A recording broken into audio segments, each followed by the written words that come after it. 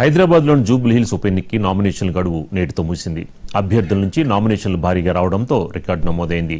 మొన్నటి వరకు 94 మంది అభ్యర్థులు తమ నామినేషన్లు దాఖలు చేయగా గడువు ముగిసిన ఈ ఒక్కరోజే ఏకంగా 135 మంది నామినేషన్లు వేశారు. దీంతో మొత్తం అభ్యర్థుల సంఖ్య భారీగా పెరిగింది. రేపు నామినేషన్ల పరిశీలన జరగనుంది. ఈ నెల 24వ తేదీ వరకు అభ్యర్థులకి తమ నామినేషన్ని ఉపసంహరించుకునేందుకు అవకాశం ఉంది. జూబ్లీ హిల్స్ ఉప ఎన్నిక పోలింగ్ నవంబర్ 11న, ఓట్ల లెక్కింపు నవంబర్ 14న జరగనున్నాయి.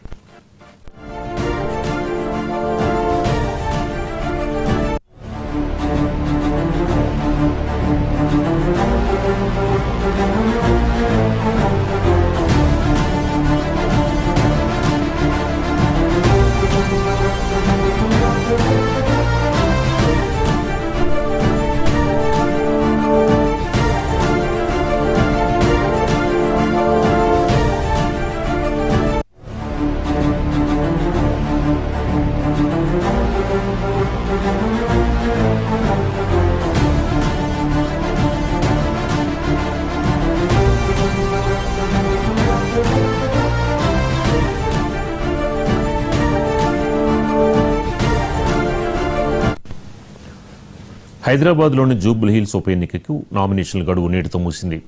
అభ్యర్థుల నుంచి నామినేషన్లు భారీగా రావడంతో రికార్డు నమోదైంది. మొన్నటి వరకు 94 మంది అభ్యర్థులు తమ నామినేషన్లు దాఖలు చేయగా గడువు ముగిసిన ఈ ఒక్కరోజే ఏకంగా 135 మంది నామినేషన్లు వేశారు. దీంతో మొత్తం అభ్యర్థుల సంఖ్య భారీగా పెరిగింది. రేపు నామినేషన్ల పరిశీలన జరగనుంది. ఈ నెల 24వ తేదీ వరకు అభ్యర్థులకి తమ నామినేషన్ని ఉపసంహరించుకునేందుకు అవకాశం ఉంది. జూబ్లీ హిల్స్ ఉప ఎన్నిక పోలింగ్ నవంబర్ 11న, ఓట్ల లెక్కింపు నవంబర్ 14న జరగనున్నాయి.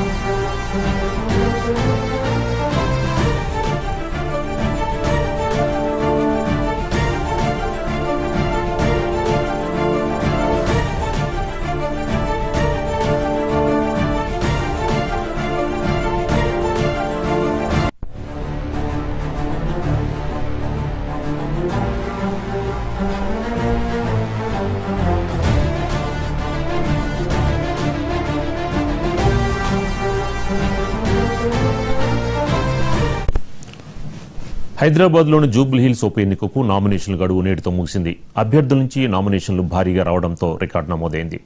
ఇక ఇదే అంశానికి సంబంధించి మనకు మరింత సమాచారం మా కరెస్పాండెంట్ శ్రీనివాస్ అందిస్తారు. శ్రీనివాస్, ఏంటి ఈసారి భారీ స్థాయిలో నామినేషన్స్ రికార్డు మొత్తం బీట్అవుట్ చేసినట్టుంది జూబ్లీ హిల్స్?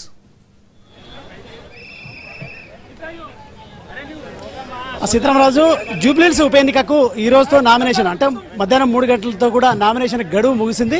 సో ఈ నేపథ్యంలో కూడా ఈరోజు ఒక్కరోజే భారీగా నామినేషన్లు దాఖలయ్యాయని చెప్పొచ్చు. అయితే మొన్నటి వరకు కూడా కేవలం 94 నామినేషన్లు దాఖలైతే ఈ ఒక్కరోజే మొత్తం దాదాపు 135 దాఖలైనట్టు కూడా మనకు తెలుస్తుంది. అయితే ఇంకా లోపల 100 పైగా ఉన్న సమాచారం ఉంది. సో ఈ నేపథ్యంలో కూడా ఈరోజు భారీగా నామినేషన్ చివరి రోజు కావడంతో నామినేషన్ దాఖలు చేశారు. సో ఈ క్రమంలో కూడా ఇంకా మనం చూడొచ్చు, ఇంకా అభ్యర్థులు ఎవరైతే నామినేషన్ దాఖలు కోసం అభ్యర్థులు ఉన్నారో అంటే టైం అయిపోవడంతో కూడా లోపల ఉన్నారు. వారు నామినేషన్కు తీసుకోవడానికి ఆర్వో కూడా ఉన్న పరిస్థితి కనిపిస్తుంది.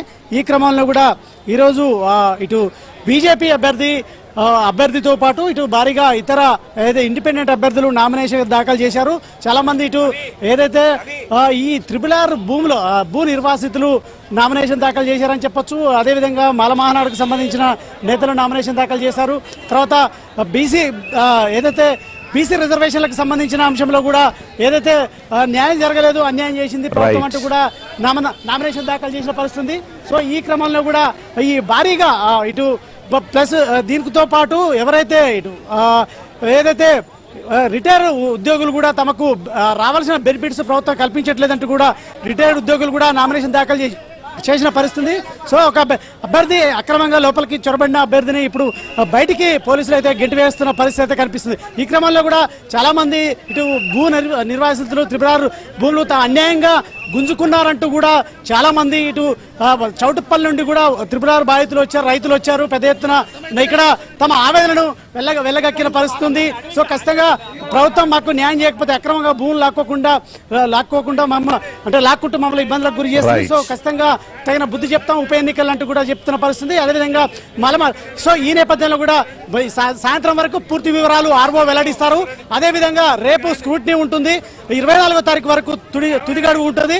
ఈ ఉప ఎన్నిక పోలింగ్ కు సంబంధించి మాత్రం ఏదైతే అక్టోబర్ 11న పోలింగ్ ఉంటుంది, నవంబర్ 11న పోలింగ్ ఉంటుంది, నవంబర్ 14న తుది ఫలితాలు విడుదల చేస్తారని కూడా చెప్పొచ్చు. Sitaramaraju. Right, thank you Srinivas.